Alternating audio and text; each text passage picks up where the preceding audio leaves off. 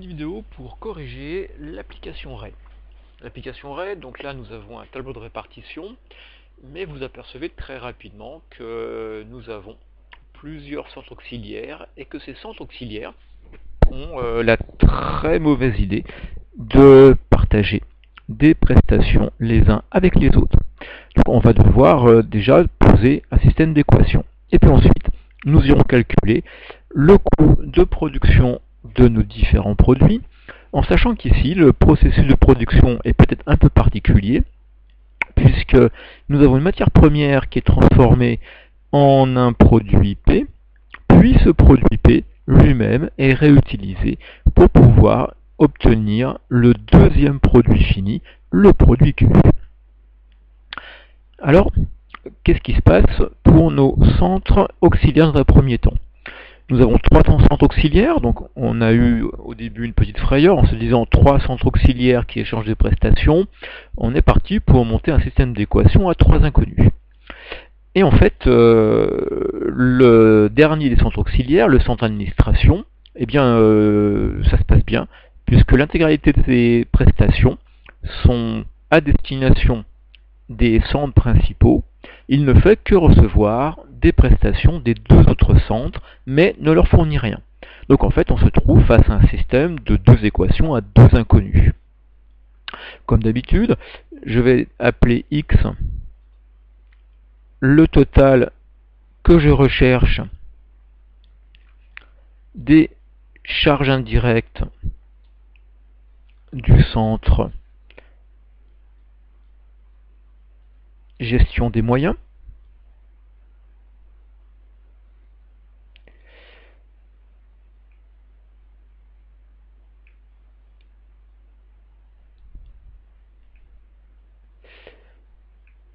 Et je vais, dans le même ordre d'idée, appeler y le total que je recherche des charges indirectes du centre gestion du personnel.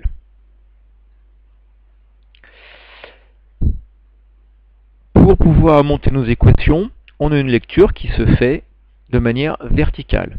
Ainsi, je pourrais dire que dans notre équation, x va être égal à 2000, issu de total primaire, auquel se rajoute 0,5% du total y qui nous est pour l'instant inconnu. Je vais poser maintenant l'équation pour les charges indirectes du centre de personnel. Je vais dire que y est égal, toujours en lisant verticalement, à 12 000, auquel vient se rajouter 10% des charges que je recherche, charges indirectes du centre gestion des moyens. Voilà, j'ai posé mon équation. Alors vous pouvez faire une résolution manuelle. Vous avez vu la petite vidéo qui nous permet de le faire.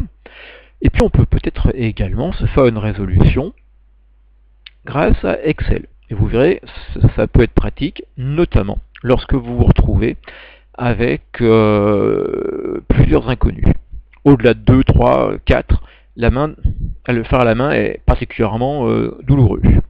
Alors je vais poser pour x mon équation. J'ai donc dit 2000 plus 5% du total y, cellule qui est juste en dessous. J'ai pas encore défini y, donc pour l'instant c'est normal, on ne tient pas compte des chiffres qui apparaissent. Pour y, je prends les 12 000 total primaire du centre de gestion du personnel et je rajoute 10% des charges qui proviennent du centre gestion des moyens. Et là, vous voyez, j'ai un problème. On me dit référence circulaire. C'est un peu logique. Hein. Pour calculer x, je tiens compte de y, mais y tient compte de x. Donc là, pour Excel, c'est un casse-tête, il ne sait pas faire. Donc je vais être gentil, je dis ok, mon truc ne marche pas. Donc vous voyez, mes chiffres sont faux pour l'instant. Et je vais faire une petite manip pour lui faire accepter les références circulaires et le pousser à faire un calcul par tâtonnement. Et il va me donner ainsi le résultat. Je vous laisserai vérifier à la main que c'est le bon. Pour pouvoir faire ça, je vais dans Fichier, dans Excel, chercher l'onglet, vous voyez ici, Options, que j'ouvre. Au niveau de cet onglet Fonctions, je vais chercher maintenant les formules. Et dans Formules, vous voyez ici, j'ai une petite option que je peux cocher, qui est activer le calcul itératif. Je la coche et je fais OK. Et là, eh bien, vous voyez que j'ai la résolution qui s'est faite. J'ai mon X et j'ai mon Y. Ainsi, X est de 2613 et quelques. C'est le nouveau total. Et Y est de 12261. C'est également son nouveau total. Alors maintenant, je vais faire ma répartition de X et Y. Ainsi, j'ai 10% de cet X à destination de la gestion du personnel, soit 261 et quelques. J'en ai 30% à destination du centre administration, soit 783. J'en ai 20% à destination de l'atelier, 20% également à destination de l'atelier 2, et les 20% restants à destination de la distribution.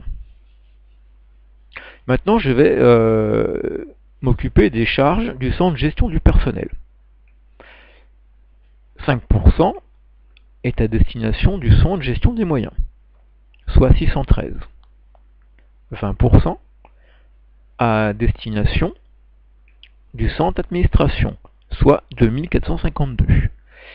Et puis, 3 fois 25% pour respectivement l'atelier 1, l'atelier 2 et la distribution. Voilà, chacun reçoit 3065. Je vais reporter maintenant le montant distribué pour chacun des deux centres, histoire de les faire apparaître en négatif. Donc 2613 pour le centre de gestion des moyens, ce qui va me permettre de faire une vérification. Si je prends les 2613 distribués, que je le compare aux 2000 initiaux plus les 613 reçus, bon, vous en doutiez, je suis bien 0.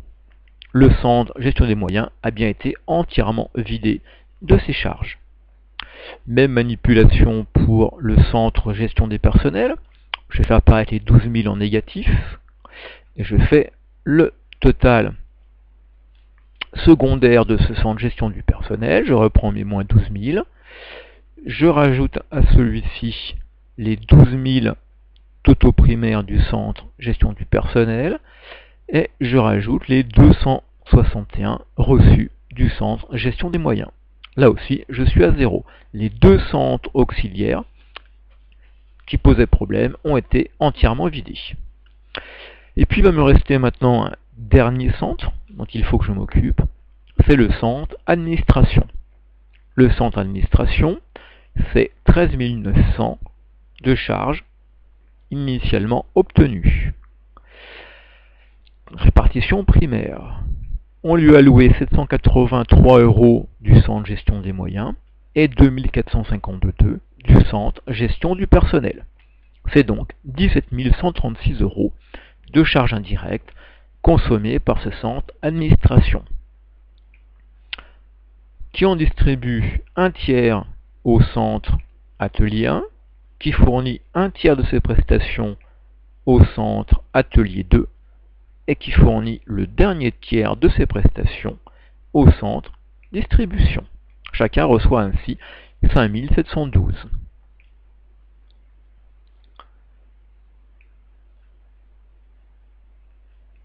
De nouveau, mon centre administration est entièrement vidé de ses charges. Nous sommes à 0. Les centres auxiliaires, on peut les oublier, et maintenant s'occuper de nos centres principaux. Je commencerai par l'approvisionnement. Pour tous les centres, ça sera la même chose. Je vais prendre le total primaire du centre. Je vais rajouter ce qui vient du centre gestion des moyens, ce qui vient du centre gestion du personnel et ce qui vient du centre administration. Ici, le centre d'approvisionnement n'a rien reçu des centres auxiliaires. Et je duplique mon calcul dans les 3 autres centres. Soit pour l'atelier 1, 102 200, 37 300 pour l'atelier 2 et 21 300 pour le centre distribution. Voilà les 4 centres principaux en leur totaux secondaires. Ici, je ne vais pas plus loin. Je ne vais pas m'occuper des coûts d'unité, etc. Vous allez très vite voir pourquoi.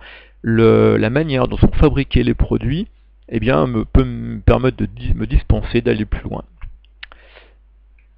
Alors, calcul des coûts de production de nos 2 produits. La première chose, donc j'ai besoin de savoir quelle est la valeur de ce qui a pu être consommé comme matière première, afin d'obtenir le produit P. Ensuite, il me faudra obtenir le coût de production du produit P durant la période.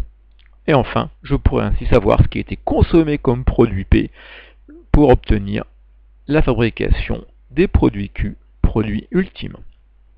Alors, pour obtenir déjà la valeur de la matière première consommée, là j'avais un petit piège parce qu'on me dit voilà le stock final de produits, voilà le coût d'achat des matières premières de la période. Par contre, je n'ai pas ce qui est sorti, il faut que je le calcule. Alors maintenant qu'on a déjà vu un peu comment fonctionnaient les stocks, je peux dire donc que si je pars du stock initial auquel je rajoute les entrées en stock, ça devrait être égal aux sorties de stock plus le stock final. Donc maintenant, je vais pouvoir retrancher mon stock final. Ce qui me reste, c'est forcément les sorties de stock. Donc en fait, la difficulté ici n'en est pas une.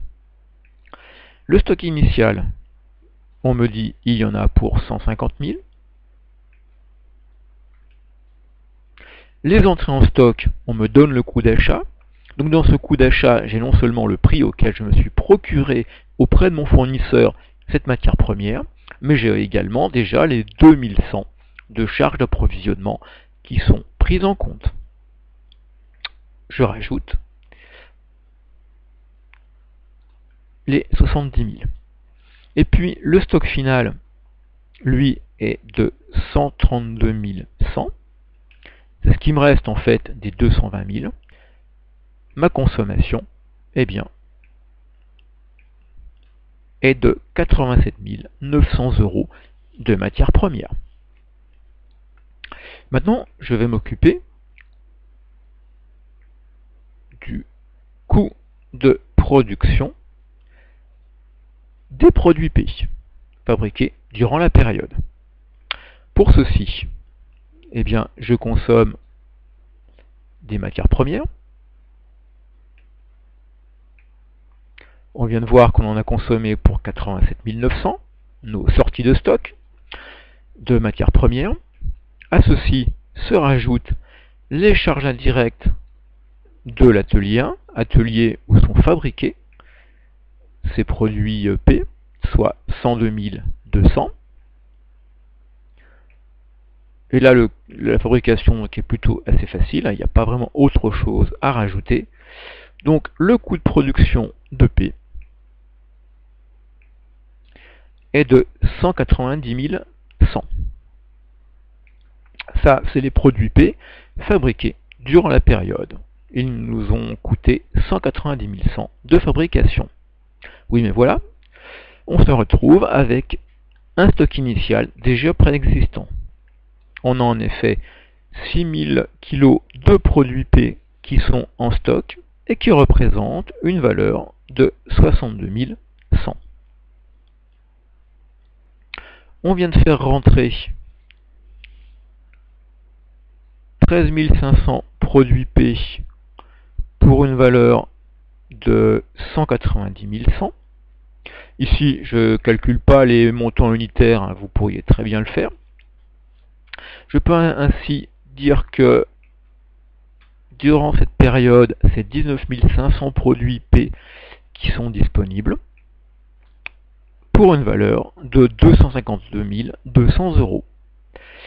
Le stock est géré en coût moyen unitaire pondéré, donc le coût de production moyen d'un produit P va être le rapport entre la valeur totale des produits disponibles et ce nombre de produits. On est à 12,93.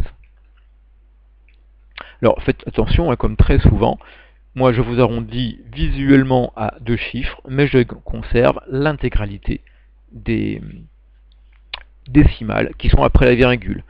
Quand on est en unitaire, toujours donc garder le maximum possible de ces éléments-là. Maintenant, ce que je veux regarder, c'est ce qui se passe du côté des sorties de stock. Sorties de stock, eh bien, on a des produits P qui sont vendus. On a des produits P qui sont consommés pour obtenir des produits Q. Et puis très logiquement, on a un stock final qui doit être conservé à la fin de la période. Les ventes de produits P, on en a 6000 de vendus. Ceux qui sont consommés pour obtenir Q, 9000. Et logiquement, je dois pouvoir retrouver mon stock final, puisque j'avais 19 500 produits disponibles, 6000 ont été vendus, 9000 ont été transformés, donc le stock final, forcément, est de 4500. Ces trois éléments vont être valorisés au coût moyen unitaire pondéré, les fameux 12,93 et quelques. Ce qui va nous donner, pour les ventes de produits P, un coût de production de 77 700.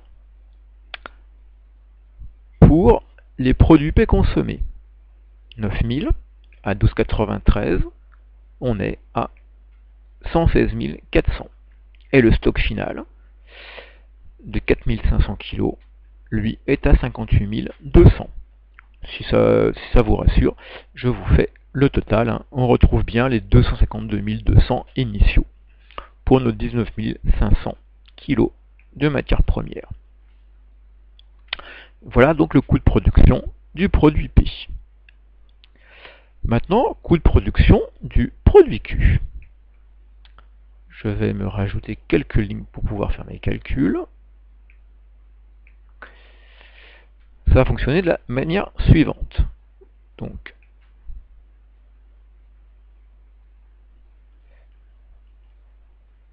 coût de production des produits Q.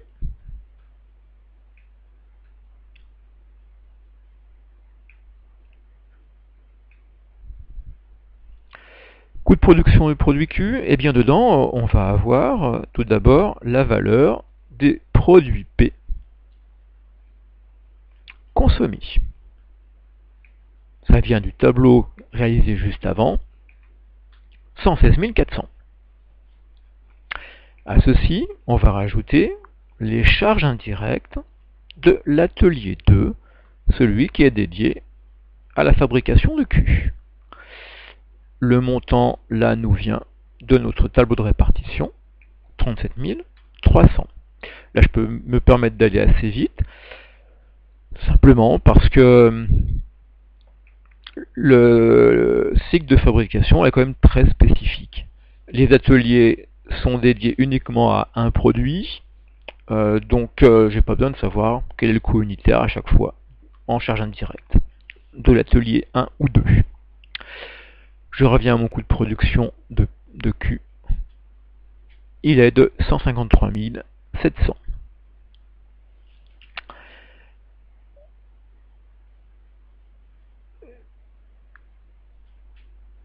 Ça c'est le coût de production des produits P fabriqués durant la période. Par contre, là aussi, il y avait un stock initial de ces produits Q. Donc derrière, ça veut dire que l'on va calculer le CUMP pour ce produit de la manière suivante.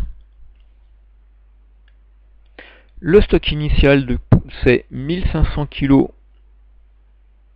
qui représente 20 250 €. On vient de fabriquer un peu plus de 153 000 € de ces produits. Le stock initial 1500 kg. Et là, on a fabriqué 9000 produits Q. 9500, pardon, produits Q.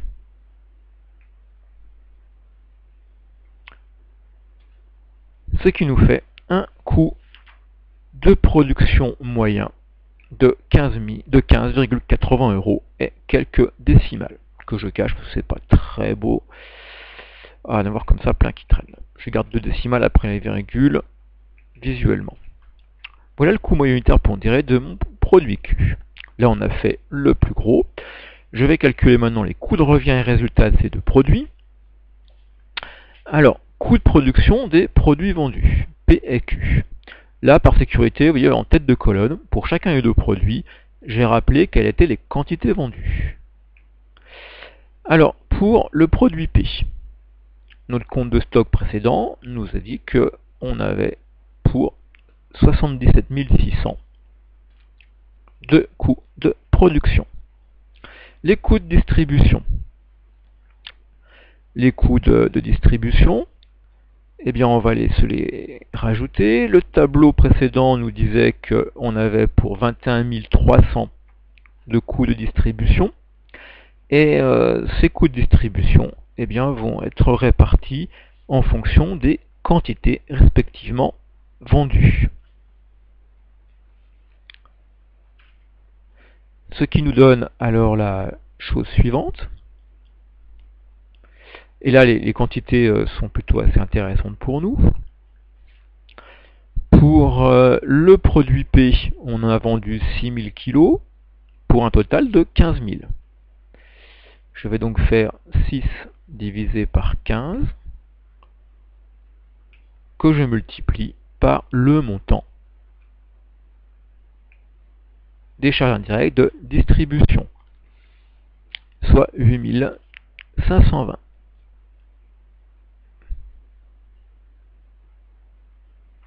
1, 2, 3, 4, 1, 2, 3, 4. 7, 8, 9, 10. Maintenant, je vais pouvoir ajouter à mon coût de production le coût de distribution, en sachant que l'énoncé nous dit qu'un tiers des charges de distribution indirectes concerne le produit P, les 2 tiers restants, le produit Q. Donc, 21 300 charges indirectes de distribution provenant du tableau de répartition, j'en prends un tiers, soit 7100 pour P. Le coût de revient de mes produits P vendus est alors de 84 400.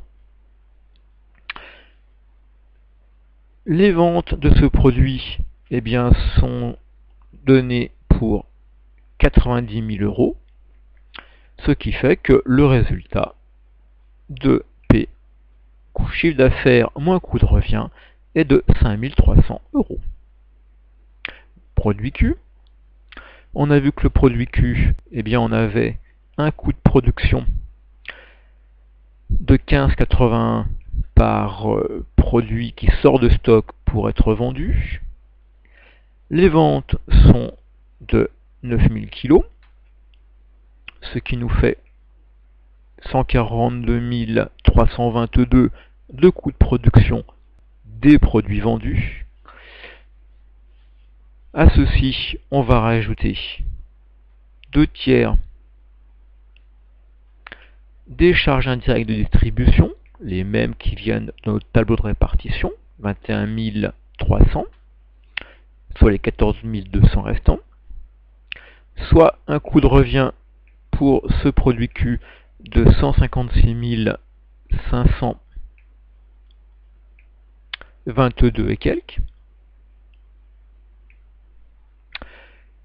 Le chiffre d'affaires réalisé nous indiquait pour 171 000 €, donc un résultat pour ce produit qui est de 14 477,27. Voilà le résultat de nos deux produits P et Q. Je vous remercie de votre attention.